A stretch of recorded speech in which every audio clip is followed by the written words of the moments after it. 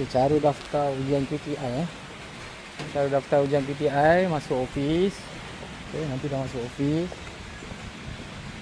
duduk dekat kursi depan ni. Duduk kat kursi depan ni.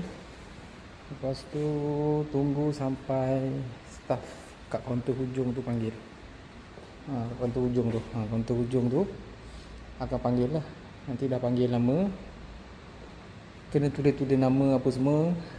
Dah tulis-tulis nama, nanti dia bagi tag. Tag tu pakai kat baju lah. Dah pakai kat baju. Lepas tu awak tunggu kat kursi belakang ni pula. Dah pakai kat baju, tunggu kat kursi belakang ni pula. Okay, duduk sini sampai tester panggil. Duduk kat kursi ni sampai tester panggil. Nanti tester panggil, awak kena login lah macam biasa kat situ.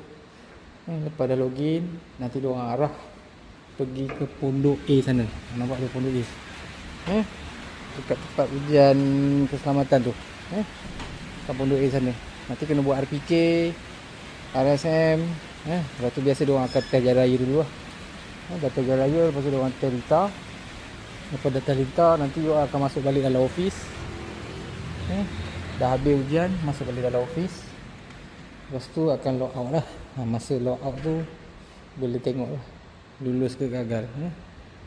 Masa log out tu dia akan tanda lulus ke gagal, boleh tahulah. Lepas tu duduk balik kat kursi ni. Duduk balik kat kursi ni. Lepas tu tunggu sampai kerani panggil. Kalau lulus, awak kena sign lah dokumen. Dokumen tu kena sign. Lepas tu duduk balik kat sini, tunggu tester tadi tu masuk balik office. Dia akan keluar lah pergi test orang lain.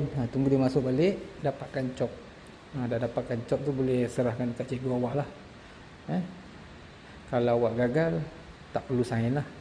Dia cuma bagi photostat je.